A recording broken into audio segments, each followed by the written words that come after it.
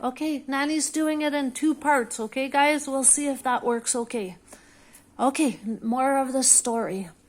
They snatched Horton's clover.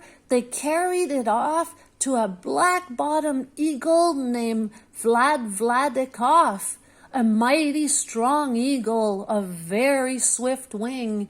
And they said, "Will you kindly get rid of this thing?" And before the poor elephant even could speak, the eagle flew off with the flower in his beak. All that late afternoon and far into the night, the black-bottomed bird flapped his wings in fast flight, while Horton chased after with groans over stones that tattered his toenails and battered his bones, and begged, "Please don't harm all my little folks who have as much right to live as us bigger folks." But far, far behind him, the eagle kept flapping, and over his shoulder called back, "Quit your yapping. I'll fly the night through. I'm a bird. I don't mind it. And I'll hide this tomorrow where you'll never find it." And at 6:56 the next morning he did. It sure was a terrible place that he hid it in. He let the small clover drop somewhere inside of a great patch of clovers 100 miles wide. "Find that," sneered the bird, "but I think you will fail." And he left with a flip of his black-bottomed tail.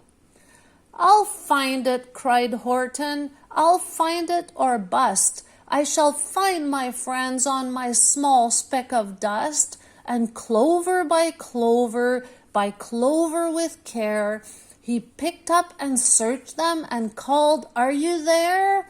By clover by clover he found that the one that he sought for was just not around.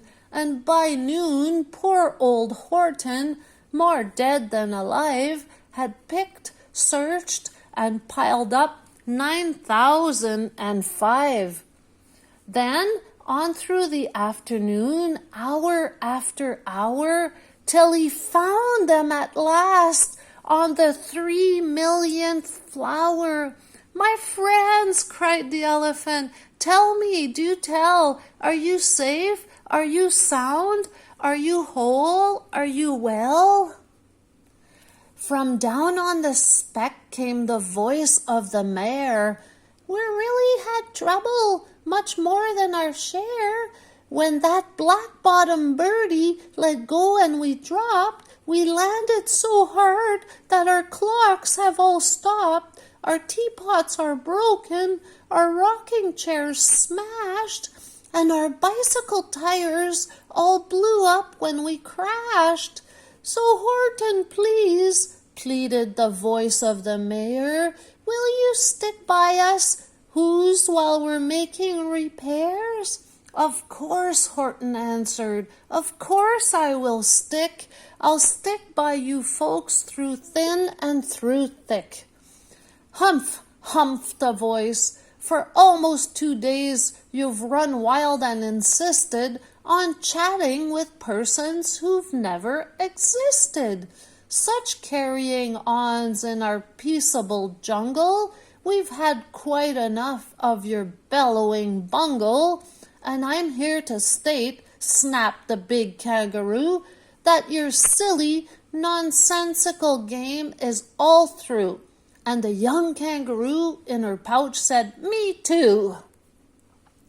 With the help of the Wickersham brothers and dozens of Wickersham uncles and Wickersham cousins and Wickersham in-laws, whose help I've engaged, you're going to be roped and you're going to be caged. As for your dust speck, that's we shall boil in hot steaming kettle of bezel nut oil. "Boil it?" gasped Horton. "Oh, that you can't do. It's all full of persons. They'll prove it to you." Mr. Mayor, Mr. Mayor, Horton called. Mr. Mayor, you've got to prove now that you really are there. So call a big meeting. Get everyone out. Make every who holler. Make every who shout. Make every who scream. If you don't, every who is going to end up in a beetle-nut stew. And down on the dust speck, the scared little mayor quickly called a big meeting in Whoville Town Square, and his people cried loudly. They cried out in fear, "We are here! We are here! We are here! We are here!" The elephant smiled.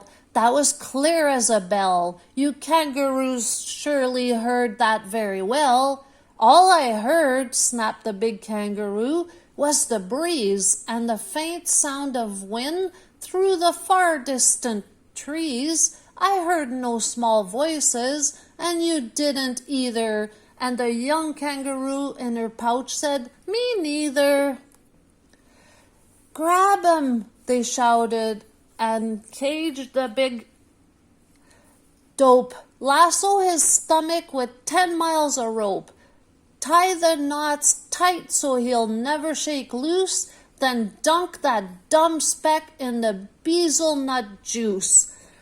Horton fought back with great vigor and vim, but the Wickersham gang was too many for him. They beat him, they mauled him, they started to haul him into the cage, but he managed to call to the mayor, "Don't give up. I believe in you. A person's a person, no matter how small, and your very small persons will not have to die if you make yourselves heard. So come on now and try." The mayor grabbed a tom-tom. He started to smack it, and all over Whoville they whooped up a racket. They rattled tin kettles, they beat on brass pans, on garbage pail tops and old cranberry cans. They blew on bazookas and blasted great toots on clarinets, oompas and boompas and flutes. Great gusts of loud racket rang high through the air. They rattled and shook the whole sky, and the mayor called up through the howling, mad hullaboo, "Hey, Horton, how's this? Is our sound coming through?" And Horton called back, "I can hear you just fine, but the kangaroo's ears aren't as strong quite as mine. They don't hear a thing. Are you sure all you boys are doing their best? Are they all making noise? Are you sure who down in Whoville is working? Quick, look through your town. Is there anyone shirking?"